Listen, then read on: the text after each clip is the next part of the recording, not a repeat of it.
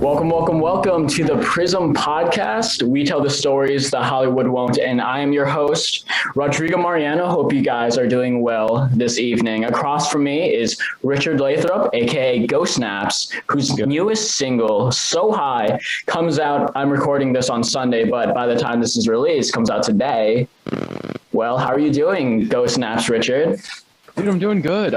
It's good to see you on Zoom right now, Rod. I feel like I saw you like more than I have in like the past 6 months, this past week, which is so nice. Right. It was great to see Rod. We are, funny enough, it feels like we're going full circle here. I was just going back the other day, and I'll send you a link to like include in the rundown if you want.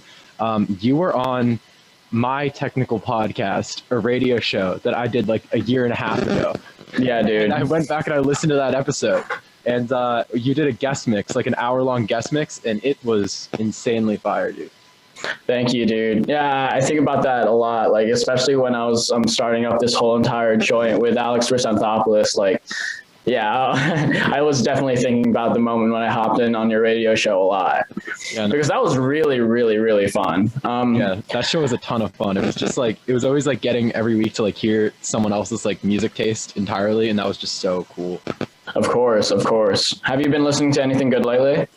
Yeah, actually, I heard really refreshing album yesterday. Versace, the Canadian like kind of bedroom pop artist, almost this insane album on last Friday. Now for everyone listening to this, that it was like 56 minutes straight through, and there's very few times now where I feel like I can like listen to a 56-minute album and like be engulfed the entire time. And I literally like I did not skip 1 second of that album. I listened to it again that same afternoon too. Like it's insanely good. 56 minutes is hefty, but I've been fucking with Versace since like Waiting for You. Yeah. And then I always liked his Zach Faraci stuff, which was like the ukulele heavy like beats. And then I fell into the Versace stuff like 2 years ago, and it's so good. Girls go crazy. Girls go crazy for Versace. Oh, and it's crazy because like... I go crazy for Versace, man. Oh, Richard.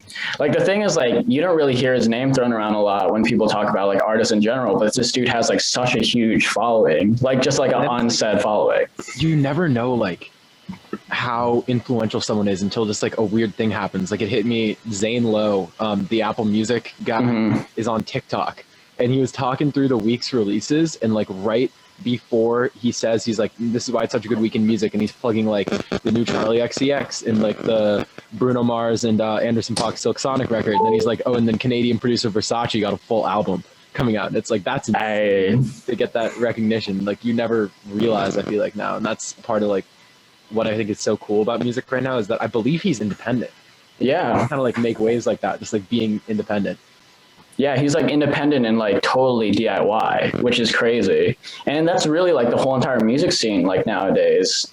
Would you say that as a person in the music scene? Yeah, I feel like especially in the past year, really TikTok shook things up a lot. Like I was thinking about it, we're just about probably a year and a half, 2 years away from Old Town Road and like Roxanne and songs like that having blown up on TikTok. And those were like the first time I think where like major labels saw that and were like, this could be a thing, and they invested in it. But now there's artists like Versace and people like that who don't go with the major label and stay independent and kind of just build a team around themselves like that. And it's just like, it's a whole route that I feel like no one knew we could take like 2 years ago. It's crazy. Yeah, totally. How do you approach this whole entire new wave of like social media and promo? This is a totally new game than it was merely like 2 years ago. Yeah, it's weird because I feel like 2 years ago, really everyone was just like, oh, put up some Facebook and Instagram ads and then just let your song go. And now I feel like it's like, it has to be a whole thing. And I've been trying to figure that out with my own music, really, because there's certain things where you can do when you get big enough, where you can do like more massive like poster campaigns, stuff like that. But right now it's kind of just like, you have to come up with that social media strategy for yourself. Like I know what I do always is I never post on Instagram, and I just post on Instagram around when I release something. Like every time I'll have like 3 or 4 posts in a row because I just dropped something, and then I'll just go quiet for like 6 months, and then it's just back to it. Why do you think that's an effective strategy? I'm just curious. Yeah, I always see it as effective because I feel like I heard from someone a long time ago that Instagram favors you if you post like really frequently, like multiple times a week, or if you never post at all. So it's like yesterday when I posted for the first time, like I got a bunch of people sending me like screenshots of the notification that's like at Itboo posted for the first time in a while. And That's clutch. that's literally like, that's better than paying for advertising. You're literally getting a notification sent to people's phones being like, hey, click on this post. Insane. Yeah, totally. And I commented, I boosted that algorithm, of course, got to support the local artists and whatever. Thank you. Appreciate that. So let's start from the beginning here. Like, who is Ghostnaps? How did this whole entire charade come about? I've known you for a bit now, and like we always talk about music when we're together, but I don't really know the origin story of Mr. Naps here. Yeah, thank you, Mr. Naps. It was a weird thing. I was funny enough. I'm 20 now. Sorry, I'm not 20. I'm 19 now. My God, Richard. I forgot my own age for a second there. And I got in the music industry almost 9 years ago, literally by just like handing out flyers for EDM shows in my hometown to get into like these all ages EDM shows for free. And I worked from there, and I saw these people DJing, and I was like, I want to do that, looking at people like Skrillex and people like that at the time. So I started from ground zero. I met a guy named DJ Food Stamp through my parents in my hometown, who's actually from around here. He's from Maine. And he's like a classic vinyl DJ, and like he makes beats on like an Akai. Like he's very old school with everything. And he basically taught me how to DJ on vinyl. Nothing. Whoa. Like besides just a record. So like with that, you're fully having to it's crazy. I was thinking about it the other day. On like a record player, you have like the little arm in the middle that the record sits on. And back in the day, to change tempo, like now I just have like right now I have my hand on it right now. I just have like a tempo slider where I can just change my tempo in like a second. Back when I was learning, I literally would have to like hold the center of the record. I could speed it down like 2 or 3 BPM at a time by doing that. Like it's crazy. Like it's a whole different world. So basically he taught me that fully. And then I moved from there to DJing on vinyl, but with like Serato, like with software. So I could drag in songs that like he didn't have on vinyl, essentially. And then from there, I switched to fully digital. And at that point, when I was doing all this DJing stuff on there, I heard about this DJ software that wasn't really supposed to be DJ software, more like production side software called Ableton. And I got like the intro copy. It came like with some weird thing that I saved up for and bought back then. And I started trying to produce music after realizing that you couldn't really DJ in Ableton. And now I've been doing it for 8-9 years now. And then funny enough, I figured out how to DJ in Ableton. It was that was like the final thing where I was like, I can say I mastered Ableton after I can figure out how to DJ in it. And now I DJ fully in Ableton. So that's rad. That really is quite the story, quite the journey to get over here. Like, so like what's beyond this? What's the goal here? That's what I'm trying to figure out. Cause it's been an interesting time these past couple of years. Especially with, so I feel like really I met this guy a couple years ago named Khalil Romeo, who I've worked on a bunch of stuff with. And before meeting him and working on just like a bunch of different music with him, I'd never like collaborated with people before that point. And now since then, I've literally just been like every record I make, it's like, it feels like if I'm not working on it with like 4 or 5 different people, at least it's like not a record. Like really, that's an interesting perspective. Yeah, it feels like I just love now just kind of like getting those different perspectives of having like different people in a room and working on stuff, and even just like sending it to a friend and having them just like send back a page of feedback, just being like, here's what I think you can change about this. It's just like I feel like making music and doing anything creative is such a collaborative thing, and I feel like that's also where like this past year has been so weird with COVID, because it's so hard to get in person with people. Like in the past year, other than working with Khalil quite a handful of times, we had one other day where Khalil and I were in the studio and we had 2 other people come through, and we were all like wearing masks the entire time and like sitting really far apart. And that's the session where we actually wrote Holding On to Something. But yeah, it was just like, it's rough with COVID. And I feel like, especially because like myself, I really like, I don't have that much of a traditional music background, and most of the stuff that I come up with is off of like stuff I find, like a sample I'll find on a record, or like just like being in a place or meeting different people and stuff like that, I'm very like inspired by what's happening around me, I feel like. And there's just been none of that with COVID. When it comes to music, like, I'm curious, is there ever like a stump, like the equivalent of writer's block when it comes to finding melodies, or is there constantly like new things, new materials that you could find just by sifting through samples and all of that? Like, is it on demand, basically your ideas, or would you say like there are times in which shit becomes stagnant for one reason or another? So I came out with an album in last March, literally almost a year ago. I submitted the finals like I think yesterday, a year ago, which is crazy. Back when none of us knew that we would be in a pandemic now, back when everything was normal. And at that point, right after I like basically clicked submit on the album, I just hit like a period of like 3 months of I probably wrote 2 like beats in 3 months following that, because I had the album come out and it got like decently good feedback, and then it was just like I was so planning on like touring, and I had this whole live setup, and I was just going to play as many shows as I could, and then it just like felt like all of a sudden, like as much as I had it far better with COVID than 99.9% of the population, but it felt like in a weird way that you just like had something just like torn away from you. Like that it was just like I had this whole plan, and it just like stuff doesn't go to plan always, really. And it took a couple months there. It was a couple months of me just sitting here, just like I was coming up with crazy melodies, and people were sending me demos, and I just like I could not work on anything. I just couldn't for the life of me like find that like creative drive, really. So how do you bounce back during the pandemic? Like, what was the key? Is there even a key to bouncing back during the pandemic? That's such a broad thing that I don't think like anyone's really figured out yet. Yeah, I feel like there isn't, because I feel like it's just like no one knows how to deal with this situation. But really what it was for me is I just kind of just like 180 on myself, because I was writing like the same like very chill, like almost lo-fi type stuff for forever. And I just kind of like, I was trying to write that is what I was noticing in myself. Like I was only trying to write that. And I was just like, I just want to go and write some stuff and just like have fun. And I did that.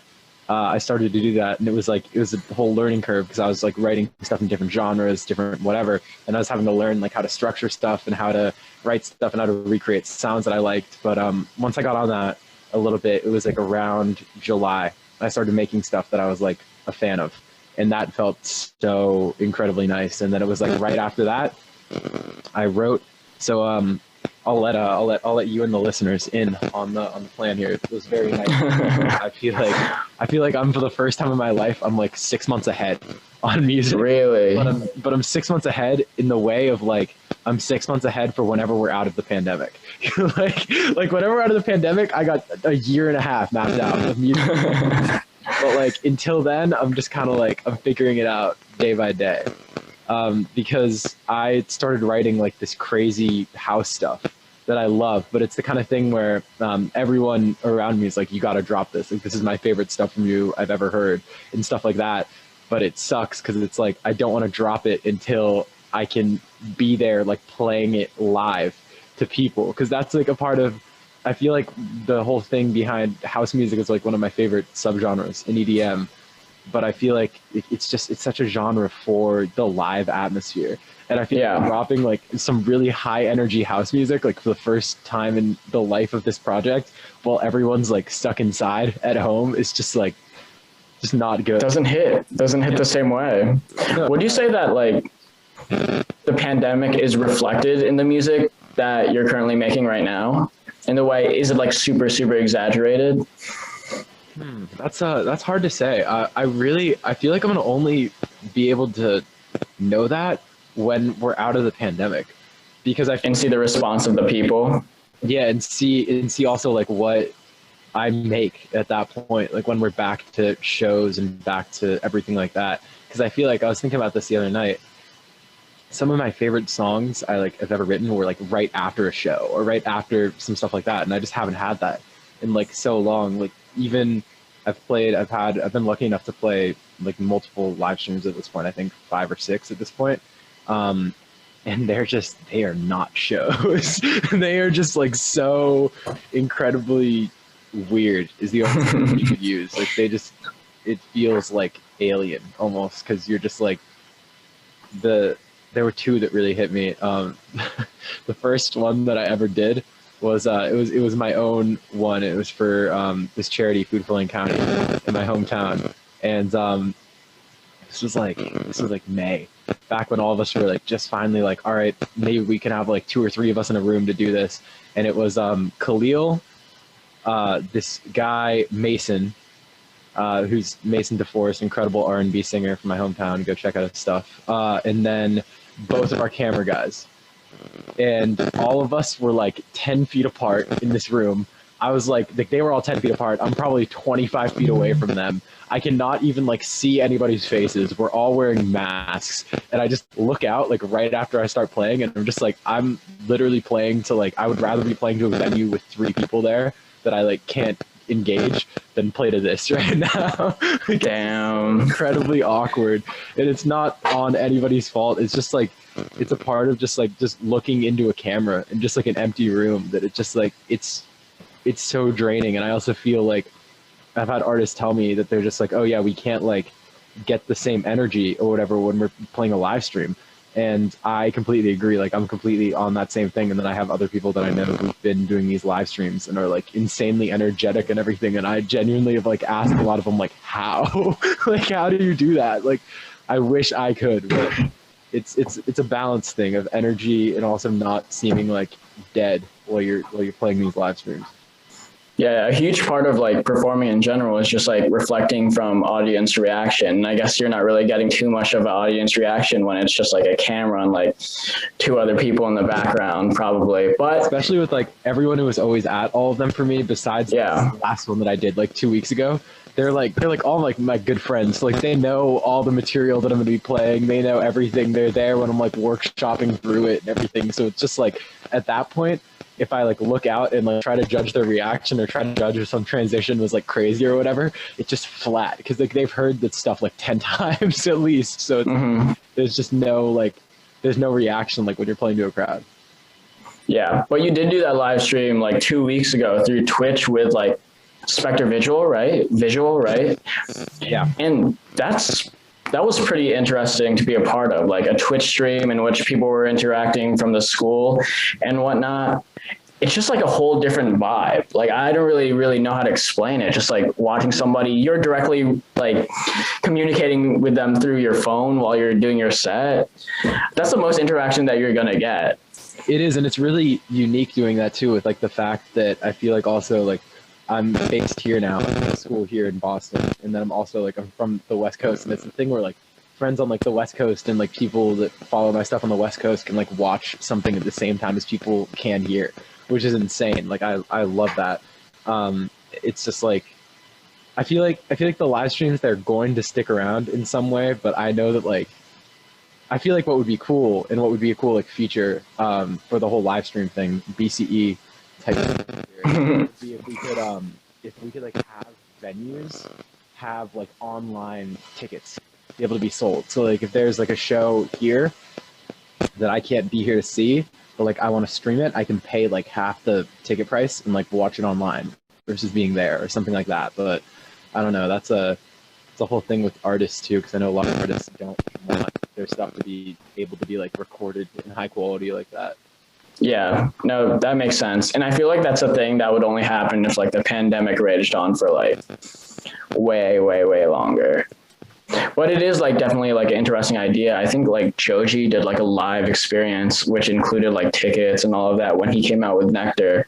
And like he even had certain times in which it would be broadcast. I don't know if it was live or not, but definitely it's interesting to see how artists are tackling this sort of thing, either through their music or the way that they're performing, like distribution and all of that. And the thing is like, there's definitely apprehension to even like release music right now. I know like a lot of artists who are slated to put out stuff in like 2020, push their stuff all the way to the back end of this year. Kendrick, so they could perform everything live. But are they going to be able to, is the other question. That's the thing. Like, they could only hold off for so long, right? Yeah, I read this thing. I always hate talking about COVID on the air, but at the same time, it's always fun because it's like in 5 years from now, we can look back at this and we can either be like, the world is on fire and we were so dumb, or we can look back at it and be like, oh, I remember COVID. Yeah. But basically, like, I was reading something yesterday, and then I saw something on TikTok that said the same thing. Because TikTok is the only accurate news source nowadays. I get all my news from TikTok and Twitter at this point. It said that like right now we're in like phase 1 of the pandemic, and we're in this phase until like the end of 2021, and then 2022 is like our herd immunity phase. And then basically we're going to be in like this post-pandemic phase until 2024, which is when it's going to be like what they're saying with like the roaring 20s, getting a revival. And like also the thing that I read that made a lot of sense is that because of these like vaccines being developed and stuff like that, we're also going to see like incredible, super fast like medical developments, because like governments and everything are going to put a ton of money into medicine because they don't want something like this to happen again. So they're going to try to like get ahead of it as much as we can. So that's interesting. But at the same time, I look at like we're in these post-pandemic phases with that until 2024. It's like, that's insane. How does that factor into your cycle of doing live shows and touring? Yeah, I really don't know. And that, like, how do you determine like when is the right time to actually go out and do this stuff again? Yeah, that's what I'm wondering right now, because it's really like you go to Florida or Texas or anywhere like that right now, and you could be playing full capacity shows with no masks. And it's just like, it's a kind of state where like I've gotten some offers in the past 6 months, especially to do these like in-person type shows. And I've just always said no, because I don't want to like be putting people at risk. Like, it's not worth it to come and see me DJ for an hour and kill 10 people. I would see you. Wow. It's just 10 people, Richard. I'm joking. No, yeah. It's the kind of thing where like I don't want to do anything until it's like 100% safe, really. But it's like at a certain point, I feel like if stuff doesn't get better, sadly, because of like how society works, we're just going to be back to it.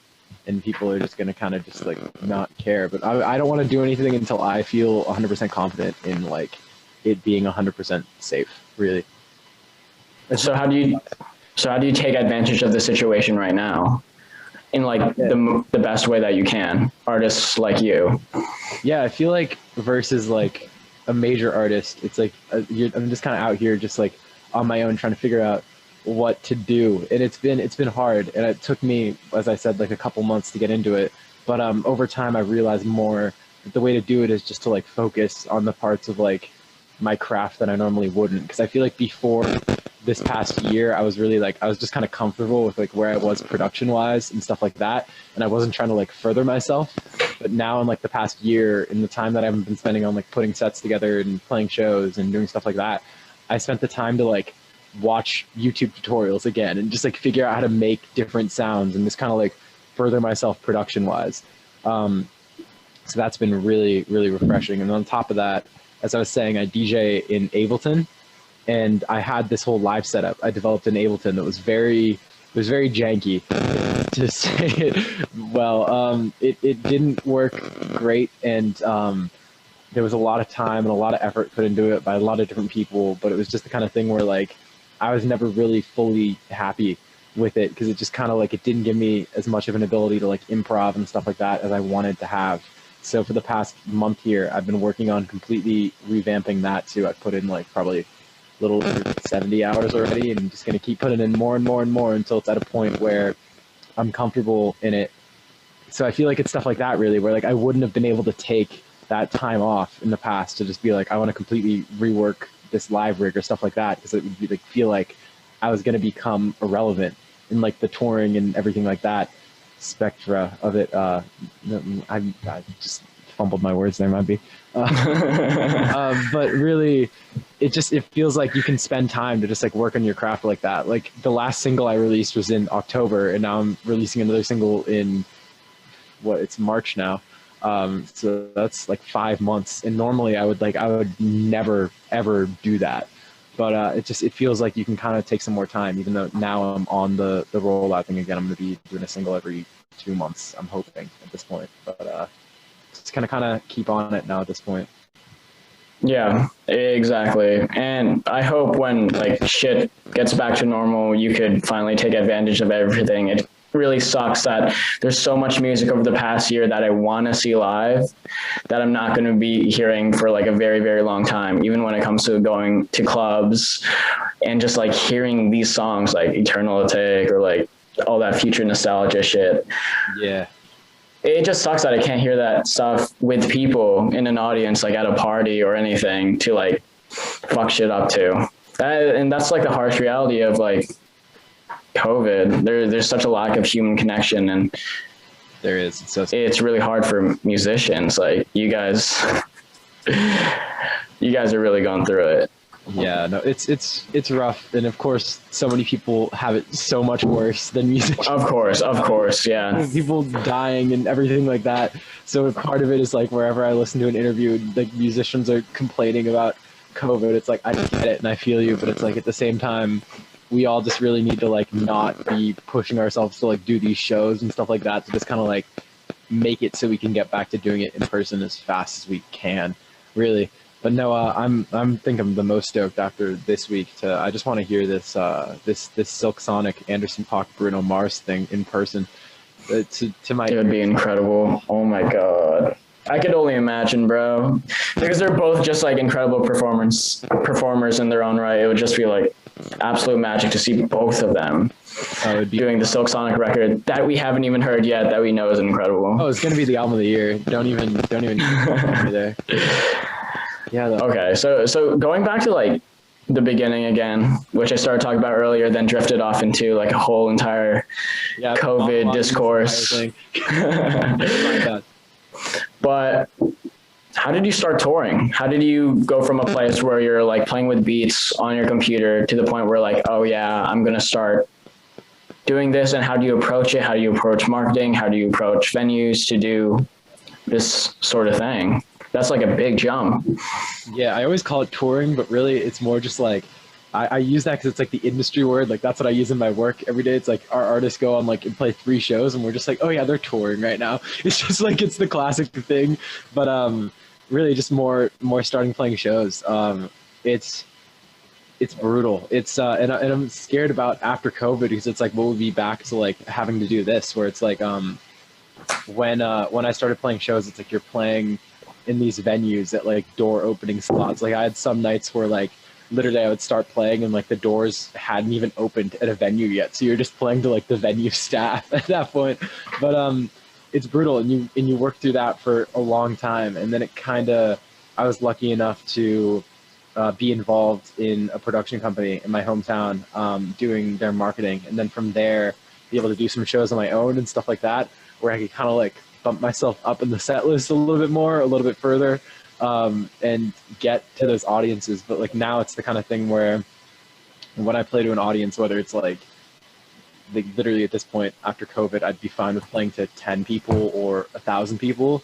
It's just like, it's equally as fun, is what I really learned. Because like back in the day, I feel like I'd play to like 10 people at like an opening slot at a venue, and you would leave and you would just feel like kind of sad. And then in the past year, especially with COVID, and like right before it was also hitting me, where it was just like some of the most fun shows I played were some of those smaller ones, because they're just so much more like intimate and so much more fun. And it's like, you really feel like you're like playing to the crowd. Because like normally I feel like when I'm playing like one of the big shows, I'll look 3 places. I'll look 1 person on my left, 1 person on the center, and 1 person on the right. And I'll just use those people to like judge who like the audience is. But then if you're playing to 10 people, I can just look at all 10 people after every time I make a transition and just be like, all right, well, like 3 of them didn't like that, so let me see what I can do to like, it's so much more interactive, I feel like. Interesting. So like once you have a really, really small base of like followers, how do you expand that? How do you expand the Ghostnaps brand, really? Yeah, I feel like for me, it was really just kind of staying consistent on shows, because I feel like the weird thing about the Ghostnaps stuff always has been that like the music until this point was very like laid back and relaxed, and then the live shows were like really aggressive, like non-stop, just like super fast transitions, like just like very like polar opposites. And I loved it. I like it was the first festival I ever got the chance to play. It was in my hometown for the University of Oregon, and they did a whole write up on me in like the U of O's newspaper, and the article was just like it was all about just like, I can't wait to hear Richard drop his chill beats on the stage on this time, and then I show up and I just drop like hard EDM for 45 minutes, and then the guy after me is just playing like chill rock shit, and I'm just like, they had no idea.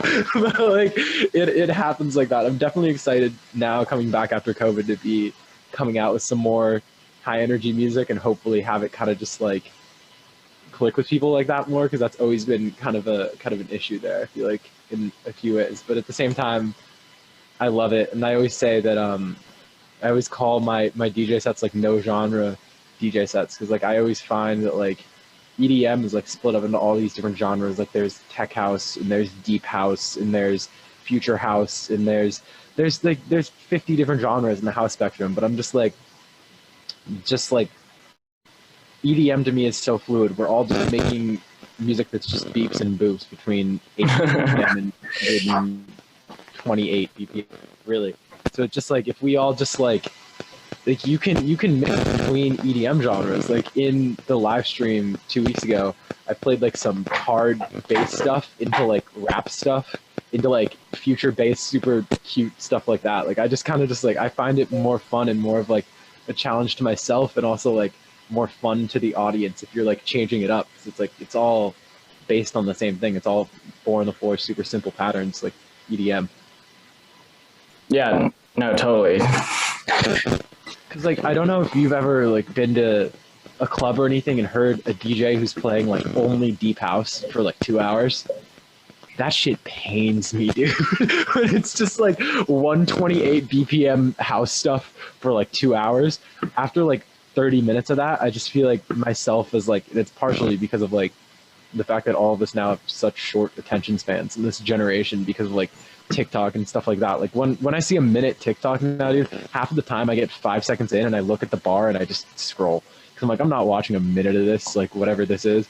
But I feel like really just like hearing like a singular genre for like that much time, just like for me personally, I just like, I don't have like the attention span for that. So I feel like I just kind of just like developed this whole style of DJing that so many other people do. So it's not like my style or anything, but it's just like super, just like fast paced, changing stuff up as much as I can, changing up BPM, changing up everything. It's like, yeah. Honestly, like respect for that. I know there's like a ton of artists who just stick to one thing and just like ride that on their whole entire careers. How do you evolve your sound? How do you like over the past 9 years progressed the definition of Ghostnaps and what you do as an artist? Yeah, I feel like it's been cool because my tastes have of course changed a lot in the past 9 years, and then also at the same time, like I feel like the music industry and everything has changed, and also like the tech has changed. And as I've also like gotten better at producing and new stuff has come out and stuff like that, I feel like the cool thing is now is like if I hear a sound, like I can make that sound roughly at this point, which I really love. And I feel like that's really like, with that coming to me like probably 4 years ago here, I started making stuff that I was like more and more of a fan of, because it wasn't like I was just using like just like a grand piano preset in Ableton because like that's all I knew how to use. It's like now I know how to like use a wavetable synthesizer like Serum or stuff like that to like make the exact sound that I want to make, which is just so cool, so unique there. And I feel like that's also like where all this like digital music stuff nowadays is so much cooler than anything we've ever had before in music, because like if you know how to play the guitar, you can use like effects pedals and stuff like that to alter the sound a little bit. But if you know how to like produce music in Ableton, you can play like 200 plus instruments. You can play whatever you want, really, which is just so cool. So when did you feel like you were open to actually collaborating rather than just doing your own thing with beat tapes and stuff? Was that always the intention when you started making music, to eventually go that route? Or did you just realize it when you're like, oh, I'm getting bored doing just beat tapes, I'm going to start fucking it up with vocals and shit? Yeah, I feel like it wasn't even really getting bored. It just kind of, it happened in a weird way. A good friend of mine, Drew Orlick, my hometown.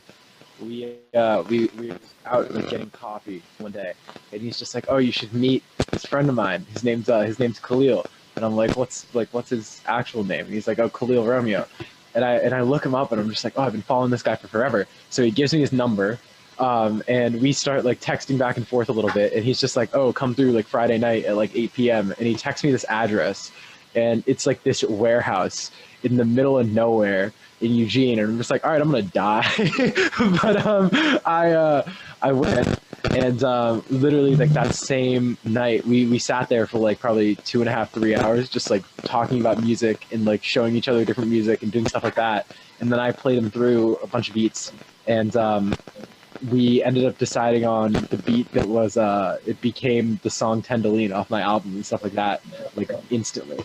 It was a very rough demo version. Then we had a couple more sessions, and then we finished that. And then from there, we just kind of kept working on stuff on occasion. We even have some stuff kind of sitting around, some Ghostnaps, Khalil Romeo stuff. There's one that we finished I finished like a week ago. Fire. But yeah, that was just kind of the first time, and it was just kind of like completely at random. It was just like, I feel like we both got into like the same studio, and we were kind of like vibing with each other and liked where each other were from like a creative standpoint. And we were just like, oh, let's try out some stuff. And then that was the start of it. And then from there, I kind of branched out more and just kind of like been more open with like showing people stuff and like asking for help, or like kind of just like reaching out to other people that are like in my relative circles and being like, hey, I like what you're doing here. Like, you want to send me the stems or whatever, and I'll try like a version of it or anything like that. Just kind of gotten more open with that, and more open just kind of like sending stuff to people, even if it's like just take a cold email to an artist I like and being like, hey, you want to check out this project, whatever. Like, it's kind of just got more open there. Well, so what's the key to collaboration? What do you think that is? I'm trying to figure that out. I feel like to a certain point, it's just like being on the same page with somebody, and it is so useful to like when you're going into a session, because I feel like a lot of the times in a lot of the sessions like I've been in with other artists, it's like you never get anything done until like the last like 10% of the session. Really? Same page. Where I feel like if you walk in and you like have a conversation about like, all right, here's what I'm thinking, here's what I want to do, and everyone's like on the same page, and everyone like gets to say what they're feeling before making something, like it's a better process, low-key. You're starting to cut out there a little bit. Can you say that again? The last like sentence, really. Yeah, no. It just like, it kind of just like makes everything a better process if like everybody's on the same page like that. Like, it just kind of makes things more smooth and stuff like that if everyone like kind of knows what the group's like goal is. Does that make sense? Totally. I feel like it's way different when it comes to music than something like film or even just like doing class projects, because music is, I don't know, it rests so much on, there's only so much you could do with a lot of people. Like, I know that you do ghost producing sometimes, and that requires you not even getting like credit on songs and just being like paid off. How does that work? Like, how does the whole entire business aspect behind the scenes work when you're working on something but not actually working on something? Yeah, no, it's just like a kind of thing that I fell into a couple years ago. It's just like putting stuff up on things like BeatStars and stuff like that, where people can like buy your beats, and I would just kind of like put stuff up on there for like $10, and people would like buy it. And a lot of the time I would like go and try and hear stuff, and stuff started getting more and more plays, and then some people started reaching out to me like, hey, can I buy like an exclusive license? And I started saying yes, and then I started working with more and more people like that. And I really like that side, because it's definitely cool when you're like making something and you know that like it's not going to get tied back to you. And I feel like that's also what really helped me, especially in like the last year, like expanding my own sound to like this house stuff and stuff like that, was working with like other people and getting to talk to other people and like hear their visions and like learn how to make the sounds that they wanted. That I feel like then when I kind of like started to figure out the sound that I wanted and I couldn't really like fully describe it to myself, I was kind of just like more used to just like kind of just making different weird stuff that's like kind of outside of my comfort zone there. Mm-hmm. That sounds like a grind, making beats for like those kind of outlets. Would you say like every producer and DJ should try to bring their beats out in that sort of way? I'm not really sure how that process works, but yeah, I always recommend to people to sign up for like things like BeatStars and other platforms like that, because like it's really just like, even if you don't love it, it's just like a kind of thing where I know like myself, just sitting on my laptop, I have like hundreds of just like random beats, and it's like, even if I don't like it, there could be someone someday that like finds it and loves it. Like I believe it was on BeatStars that Lil Nas X found the beat for Old Town Road, just literally on BeatStars. So you really never know what's going to happen with something on one of those. Like someone could hear a beat that you thought was absolute garbage and buy it for $10 and make a #1 chart topping single just because they have like a good idea for a hook. But I always think about them just like, if someone was just to like use a beat like that and like it was to be like an Old Town Road type thing, like at that point, like you like, what's the ethics there? Like, can you reach out to them and be like, hey, can I get some credit here? Or is that just like, still, you just kind of have to just like stand back? mm-hmm. I don't know. I feel like it's not talked about much, and have not been in one of those situations yet, luckily, but we'll see. Maybe one day. Yeah, no, that sounds kind of terrifying, low-key, having to hurdle through all of those like business issues when it comes to music. I can't really imagine or fathom. Yeah, no, it's a whole other side of it that so many people don't talk about. And I feel like also, to segue here, I have just like the fact that so many musicians, I feel like, so music is like the creative thing, and then there's the whole business side. And so many people nowadays, especially when they like blow up on TikTok or something like that, they're just like pressured into like signing a record deal. And I think that that's like such a downside in the music industry. And I've been kind of realizing more and more, the older I get here and the closer I get to like the real world, it's something I want to really focus on in like the next couple of years here, is just kind of like figuring out ways to make things more fair and more transparent there. Because like really, if you're getting a record deal right now, unless you hire a lawyer and have someone look at a contract that knows exactly what they're looking for, you're gonna probably be tricked into something that you don't exactly want. And yeah, it's so rough because you see all these artists just getting like absolutely taken advantage of right now. So I feel like in the next year and a half, 2 years here, I have some big plans that are coming up. Some stuff that hopefully will be good for my own career and also for a lot of people around me. Because I always feel like I really, like, I'm so thankful for all the musicians from my hometown that I've met here and places like that, for everything that they've done for me. So I always like to give back as much as I can and like kind of just like get people in on these crazy projects. Because also so many of these people, like, I come to them with these crazy ideas all the time. Like in April, pretty much, when I went out to 10 acts in my hometown, and I was like, hey, do you want to play this live stream thing? Like, it's this whole crazy idea. I've never done it before. I have no idea how to do it, but like, I'm going to figure it out. And literally out of the 10 acts that I hit up, all 10 hit me back and were like, absolutely, let's do it. Which is insane. Like, I look at that and I'm just like cannot say thank you enough to all those people for like always just believing in these ridiculous ass ideas of mine that half of the time work out and half the time don't. Well, at least you throw them out there. That's the thing. Yeah, I feel like it's just kind of like, especially right now with COVID, it's been so fun to just kind of get to like mess around with these ideas more and just kind of like think through things more.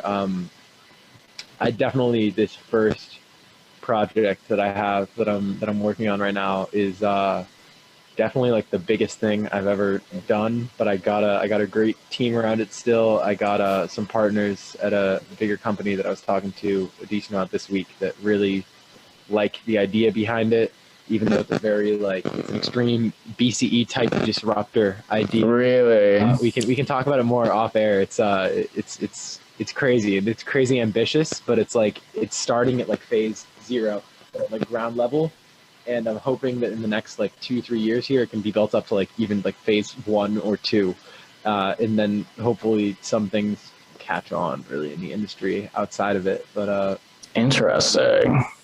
Richard, that would be big moves. We'll see. It's also so nice because it's like, I'm not just in the business side, like I have the whole artist project and stuff like that. So like for a lot of this stuff that's like more business wise, but needs like artists, needs music and needs stuff like that, like I can provide that to a certain extent to kind of like do like a proof of concept to be like, hey, this is not an absolute ridiculous idea. And that's also what's partially nice about like being independent and being an artist and stuff like that. You can just kind of do what you feel like. I'm just curious, if someone were to take a deal with like a record label, what would good terms look like? As an artist, like who is familiar with this sort of stuff, what would be ideal for someone who's up and coming? Because they can't really negotiate for like masters or anything, can they? You can to a point, but not like fully. And I feel like a part of what the best deal is right now, if you're independent and you're blowing up right now, is no deal at all. Just get good management, get a good booking agent, get good like everyone around you, and then just try and, if you're going out to labels, try and sign like one single or two singles to a label, or like one single with the option to add on another if like it's mutually beneficial to both parties. Just like I feel like now, especially without like, because another thing that a lot of record labels can kind of help you with a little bit is getting you in with those bigger artists that are signed to them and getting you on those tours and stuff like that. But right now there's none of that. It's like you might get some love on TikTok and a verification check or something like that, but you're not going to get like any percent of the benefits you could even get like before COVID, really. Yeah, 100%. And like being independent is kind of like the wave now anyways. Everyone is trying to get out of their contracts and all of that because everything's so fucked up. It really is. Like Versace now, and you look at like I believe Still Woozy is still independent, and people like that are just like, you look at them and they can do whatever they want. And it's like, it does suck a little bit when like you don't have that label to give you the $10,000 budget for a music video or whatever. But at the same time, like even if you get that money for a music video or anything like that, that in 99% of record deals, you'll have to pay back in some way or another regardless. So it's like, you might as well just kind of just like finance it yourself and figure out how to do stuff like that, than really go with the label perspective of it. Yeah, just find like a good manager, someone to book stuff for you, and then you're off. But I feel like those resources are so scarce. How do you even go about finding like a team to do what you want to do? Yeah, that's a part of what's hard. All the people that I know who have management that they work really well with, it was all just kind of like by luck. Like they knew someone who had a friend, or someone just like reached out to them and they had some calls and they kind of like meshed well and just stuff like that. Like it's really like completely random. Like I feel like you can't really just like managers are, it's hard to find someone who you're on the same page with completely, but once you do, it's like it's great. Right now I actually just I've been with a couple months with one of Rod and his good friends here, Matt, working on a bunch of stuff. Matt Mitchell is now at the reins of the Ghostnaps project, and we're both on the same page with like everything, and it's really smooth and it's been a breeze so far. But yeah, that was just came just a friend, and he was like, oh, want to try managing you for a little bit. We tried it for a couple months and worked well, and we're still here. But yeah, it's hard. Yeah, and music management is definitely like 100% different than just normal being a manager in like a business firm and that kind of stuff too, talking to different venues, like reaching out to everyone. And also like even the pandemic, you started doing management shit with Matt during the pandemic, like approaching that from a business standpoint, like establishing the goals is really just a whole different game. Yeah, I feel like that's another thing that I don't see that often, that needs to be more of a regular thing that I'm doing right now in my like work on a daily basis. And also like I started doing it with the Ghostnaps stuff, that really like right now I keep and I go and revisit it at least once a month for myself. And then I also like share one with like Matt and everyone else that works with me on all the stuff, where I have like a sheet that's like goals for like week, month, year, 2 years, and like 5 years out. And it's just everything. It's like every possible thing, every possible outcome, like massive things and like really small things. Like I want to tweet 2 times more than I did last month, this month, and then like up to like arena tour support, like down to 5 years, like just like all this different stuff. Like, and I feel like that's really useful because it just kind of helps everyone be on the same page. Everyone can like add their ideas to like one place, and you can constantly refer back to it and be like, all right, well, here's how I can improve this, and et cetera, et cetera, et cetera. So let's go to your new single. So High, coming out this Friday today, which is when this podcast is going to come out. Great. What are your thoughts? Like, how are you feeling? It's scary. It's scary. I forgot how scary it feels to like put music out there, because it's like with any medium, where right now sitting here on this Sunday night recording this, it's like I sent it to like probably 10 friends this weekend, and all of them were like, oh, I really like this one. But then it's like at the same time, like I just constantly go back to it, and it's especially tough with like what I said about being 6 months ahead after the pandemic. I feel like right now with like all this music that's going to be coming out now in the next couple of months, and all this stuff I'm finishing up now for while we're in this like pandemic state, is just like so in a different direction than like what I've been working on for the past like 6 months here. So it feels weird to put it out, but at the same time, it's like I like all this new music that I'm coming out with right now. It's very like, before the whole like album stuff and all that was very like chill instrumental stuff, and right now everything I'm working on has vocals on it. It's all like very pop stuff, really, which is cool. It's been a lot of fun to kind of like write in those pop song structures and like learn how to write that kind of stuff. But yeah, definitely just kind of excited to get it out there, excited to see what people think. Yeah, no, within your whole entire discography, like vocals are a scarce thing, and like this could be really big. Like you've been doing mostly beat stuff aside from Khalil, but you have a uncredited vocalist on this who absolutely like rips. Oh no, I heard the top line for the first time and I was just like, oh my God, like I gotta do something with this. And it just kind of like, it came pretty easily. So there was another one that I got a top line like 2 weeks ago here. And normally I say like songs for me are very like 2-3 month hold on to it kind of process. But I got this top line like 2 weeks ago here, and the song's been done for like a week solid. Like I literally was just listening to it before this, and I was like, there is literally nothing I would want to change about this at this point, which that was like the coolest feeling. That's, I think, the next single after this now, because it was just one of those ones where like I had another single lined up for like being up next, and then this one just came along, and I just was like, all right, I like this one too much, it's coming out. Like happens like that sometimes. How long have you had So High in the vault? Like when did that process start from scratch? Yeah, I got the original demo that I wrote it off of like probably about a year ago now, and I was thinking it could be like a Better Places like album type thing, but it ended up just kind of like sitting around, didn't throw it on there. Then I was gonna finish it up and put it out like over the summer, and then Holding On to Something happened. And then it just kind of like got to December, and I was looking through projects on my computer, and I dug it up, and I was like, oh, yo, this one. And I just kind of finished it. It took me like, I spent December to mid-February. I literally submitted it on, I didn't think it would be coming out this Friday, because you have like a month lead time on the stuff. So like if it's coming out this Friday, I submitted it at least 4 weeks before on the Friday. And it was literally 4 weeks ago on that Friday night. And I was about to like go out and do some stuff with some friends, and I was just like sitting here, and I just kind of listened to it through. I was just like, this is done. Like I can't be just like focusing on this any longer, and I literally just submitted it right then, just for it to come out. Like I think it was somewhere around 9 p.m. and the deadline would have been 11:59, so it came right under the bell there, coming out. Did you hear that, or was that just me? Nah, what happened?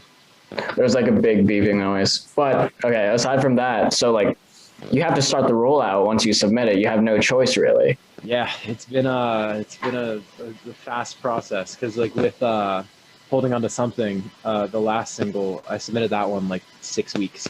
So it was a bit more time, and it was a bit more time to kind of like figure stuff out. And then also with those singles, I feel like it's a lot easier because there's also like Khalil's in on it. And both of us can both like put all of our resources and everything like that. When this is the first single I've done in probably non-album single, like 2.5-3 years. It's weird. Wow. Are you saying this one's not going to be on the album? Right now, I'm really unsure right now because I was listening to all the demos that I have right now, like just earlier this week, and I was just kind of like, I could come out with an EP out of all this stuff, but at the same time, I kind of feel like just like doing some singles and saving the EP for like whenever this house stuff can come out. But I don't know. There could be an EP. I gotta see. I started writing an intro and outro for an EP this week that I really like with this stuff. But who knows? Could come out, could not. So with So High, you had these stickers. You gave me one of these during class last week. So like, well, once the rollout starts, how do you approach it? You have 4 weeks, right? Yeah.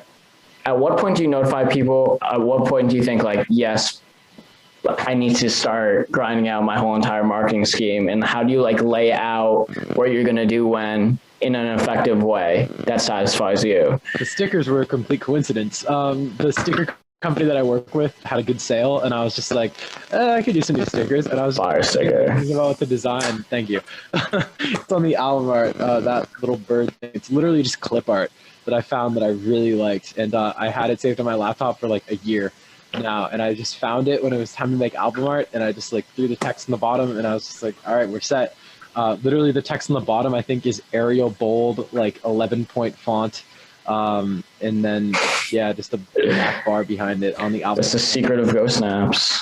Yeah, Arial bold is a solid font to use. If you put it in caps, it looks so nice. But yeah, though, it just kind of like, it just all kind of came together like that, super fast. And then from there, really, to go really behind the scenes, so I've been seeing recently, I can talk to you about this real quick. A lot of artists, it's a whole thing now where people have always been like sending music to Spotify playlists and stuff like that to get ads. Because Spotify has their editorial playlist, but those are like diamond in the rough. Like you getting that is such a low chance with being independent. So people have been basically spending money on getting added to these playlists. And what I'm seeing now, which is really sad, is that people are spending money on getting out of these playlists, and they get like, oh, I'm on this 33K follower playlist and I got a really good ranking, but then all the followers on it are like botted, and then they just put a bunch of fake streams to you. And I've seen like multiple people in the past like month or two just get their stuff like completely taken down off of like Spotify and stuff just for like paying for these playlists because it's against Spotify's terms of service. But really? Yeah, it's a whole thing. So artists out there, if a playlist ever asks you for money, go through. If you're going to try to get yourself added to it, go through and look at like all of the songs and look at the cities the artists have streams from, and look at just like go do like a real breakdown to see if there's any botting going on there. But I wouldn't even suggest paying for a playlist like that in general, to be honest. But yeah, what my next step is though, with the Spotify playlist thing, is that I have like a list of all of the Spotify playlisters that like I've been in contact with for Ghostnaps stuff in the past, and I kind of just like go through and I just kind of think about like who the song would radiate with, and then I write individual emails to all of them. I think on this one it's going to like 65 people, so I wrote like 65 emails that are just sitting in my outbox and I send at like 12 a.m. on Friday to all these people. And then it's just kind of the thing where you hope that they check their email still, and that they like the song and that they add it to one of their playlists. It's really just like the scary thing about being independent is it's just like it's a shot in the dark. Like you really don't know what's going to happen from the minute that you submit a song, but you do your best and you pray. I'm actually doing like a project, the record label project for Aesthetics and Sensibilities right now, and this is all like really, really good insight. And definitely the playlist thing is something that I've seen a ton when it comes to looking up, hey, like how do you market music in 2021? Another like big thing was TikTok. Are you planning to take advantage of that platform with So High? Yeah, I don't know. When I first started working with Matt, he was like really really insistent on me doing TikTok stuff, and I did like 2 like actual like spent time on TikToks, and it was just like the thing where like I put these like jokes together, and I like did all this stuff, and I like went like all out into the TikTok stuff. I did one of them as like one of them that's on there. It's a remix of this one TikTok that I saw that I just thought was so absurd about like it's this guy who like in a really happy voice, he's just like, here's what it's like when you die, and it's just like he does this whole thing on like just like describing like and then you see the light at the end of the tunnel, and then you like go into the light and you die, and it's just like this whole just like ridiculous like so positive tone for talking about just such a morbid subject that I loved it. I just grabbed it, and I wrote this like little drop around it, and I just was like kind of with some friends, and we were just kind of like messing around, and we were all like, yo, you should like throw that on TikTok. So I did, and it was one of those things where like it took probably like a couple hours all told, and at the end of it, it got like a couple hundred plays and maybe gained me like 1 follower. And after that, it happened a couple times there with stuff. I was just kind of like, I don't get this. Like I'm just straight away. I'm gonna go to the stuff I'm more used to, more familiar with, rather than spending like dozens of hours on just making like weird TikTok content. Yeah, another thing that people do is like literally pay TikTokers and influencers to actually put their stuff and expose their material to that audience. So it's just like, I don't know if that's worth it or not. Like 15 seconds of fame. I see that happen all the time where like you'll just kind of be scrolling through your TikTok and there'll be someone with like a couple hundred like followers, 100,000 followers, like 1 million followers, something like that, just like on your For You page, and the song will just be like some weird unrelated song by some like really small artist, and you're just kind of like, all right, so they paid for that placement. And I don't know how many people like go through those to like go and save the song, because I feel like really like the amount of times I've clicked on a sound on like a TikTok video are probably in like the single digits. Yeah, no, that's the thing. I totally agree. Like, it's so scarce. It's only when something trends that it's something. Like, you got to create a whole new dance or a whole new like platform to go with the song, and that is obviously a whole different ballgame. That's like a lot of work. You have no idea what can go viral, what will go viral. It's all about what accompanies the song rather than the sound itself. Yeah, like Old Town Road was a whole like yeehaw cowboy thing and stuff like that, and like what did Roxanne have? That had like a dance, right, or something? Yeah, it had a dance. Yeah, it's like every single time you see like a trend around it. So you need to like develop a trend like that, and it's like it's so hard to think about like what a trend like that could be. Richard, maybe you just need to get off your ass and start dancing. Yeah, maybe. You got to start choreographing. Got to create something from scratch for this song, dude. Emerson Cheer Team. Yeah, of course. To do something. Like create a like 3-person choreography that people could replicate. Some really complicated, just absolute difficult to do thing. That would actually be really fucking funny to do a TikTok trend that's like no one else can do it because it's just like so incredibly intricate. Yeah, no, like in the title, the subtitle of it is like new trend. Yeah, try doing that shit. Maybe that's what people want. Maybe that's what people want. Something so impossible to do that they attempt it. Yeah, no, that's... I guess something to consider, I guess. Might have to try that out. Wow. Yeah. I'm thinking about it now because I haven't even thought about trends for this. I'm running it through my head right now, and I'm coming up with some ideas. I'm gonna have to look into it this week. We'll see. If you see the song on TikTok this weekend, you know that this conversation led to something. Yeah, no, by the time this podcast is actually posted, you're already going to have like 1.5 million plays on So High. TikTok, no, just on TikTok. It's going to have like 500 on Spotify. That's oddly how some of that shit works, which is so weird. It's so weird. Yeah, though, no, it's just like that's a whole new realm to it. I really haven't like fully dove into. At some point I do want to like put some more time and effort into it, but I just kind of like I've been so in like creating mode that I just kind of need to like almost hit that writer's block period again to like put all that time and energy into TikTok.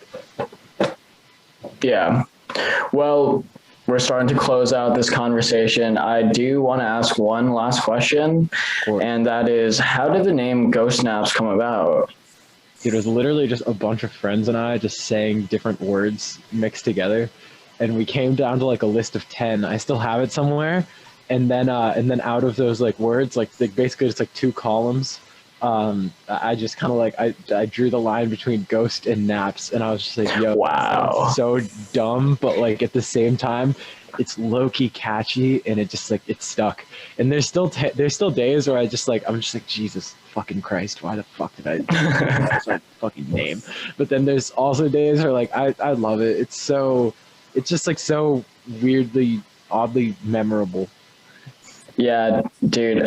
Yeah, when I was younger, like the Dragon's Foe thing, Yeah, like my username on Instagram, it was so dumb. Like I used to play RuneScape, and like that involved dragons, and then like this was like really when I was super young. Dragon's Foe was like a super old thing. That was my username at one point, and I learned the word foe from like a SpongeBob episode, so I started using that a lot when I was like trying to push my vocabulary. And like the thing is, I like, remember that episode. I like there was yeah, it's called Friend or Foe. Yes, Like it was probably a shitty episode. I don't even think it was like God tier SpongeBob, but I started using that word a lot when I was younger, and then it kind of just stuck. And like the thing is, there was a point where I could have changed my username, like during like middle school or something, before I actually like did like social media for real, but I didn't.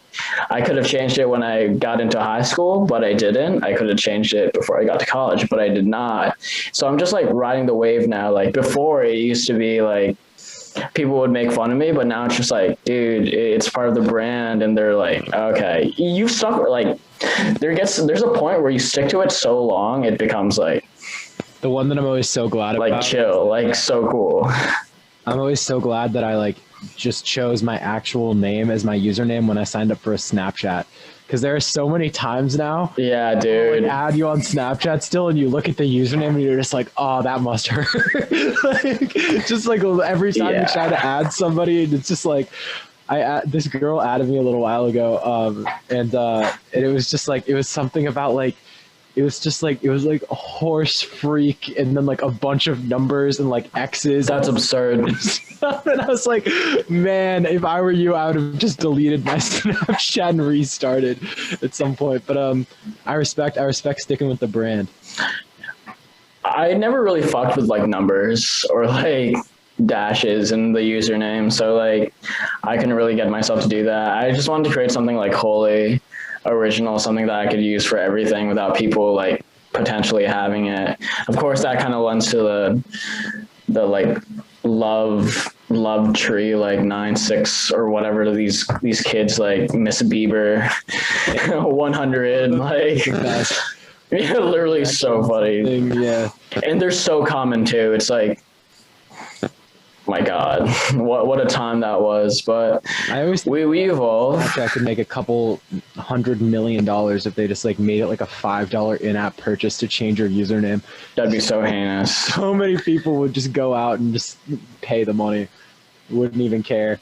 That is so true, though. But yeah, no, I can. Actually, funny enough, the personal email that I use still, the main one that I use, I don't know if you've ever seen it, but it ends in WebHW.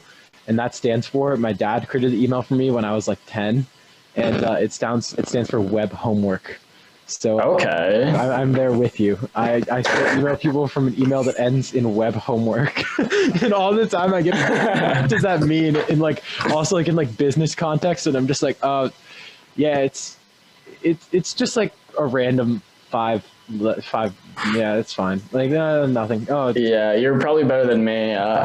My username ends with @yahoo.com, so you're fine. which is tough. But before we end this, me and Drew did make a list of names for you that I was going to drop throughout this interview. I did not end up doing it, but there's Dick, Rich, Ghostnaps, Mr. Naps, which I did use, Spirit Sleep, Itboo 2, just plain Richard, Mr. Lathrop, Mr. Ghostnaps, Ghostnapkin, Rich the Kid, and Dr. Naps. Wow.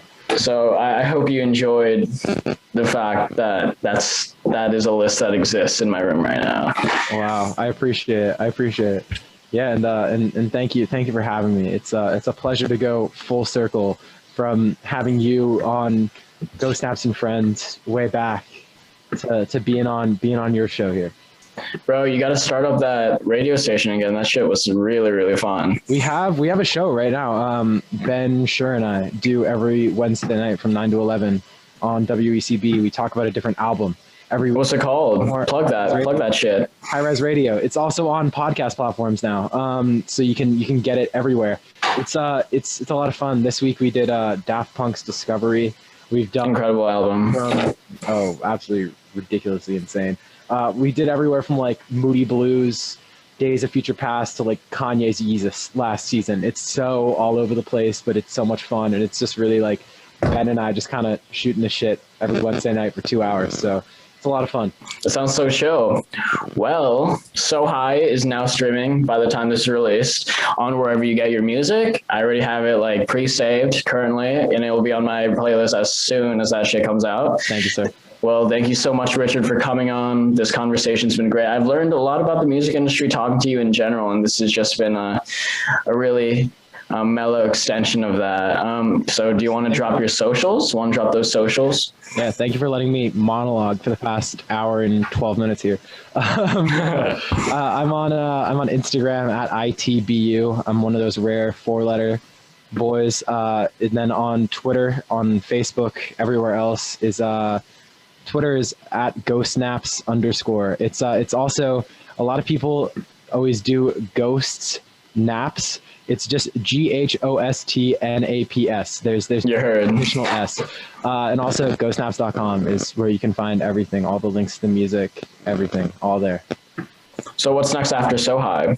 A couple more singles, hopefully a couple more live streams, hopefully just kind of like keep collaborating with new people, keep pushing my boundaries, just really focus on continuing just like having fun with what I'm doing. Yeah, dude, I'm really excited with your upcoming shit. Like this, from the stuff that I've heard when we go out, like your new stuff sounds insane. So I'm really happy to be a part of this whole entire journey with you. Yeah. Well, of course. Well, that's a wrap on the PRiSM Podcast. I'm your host, Rodrigo Mariano. My socials are at Dragonsfo on Instagram. And of course, follow our host channel at PRiSM Media Official. Thanks for watching, and I'll see you next time. Peace. Peace.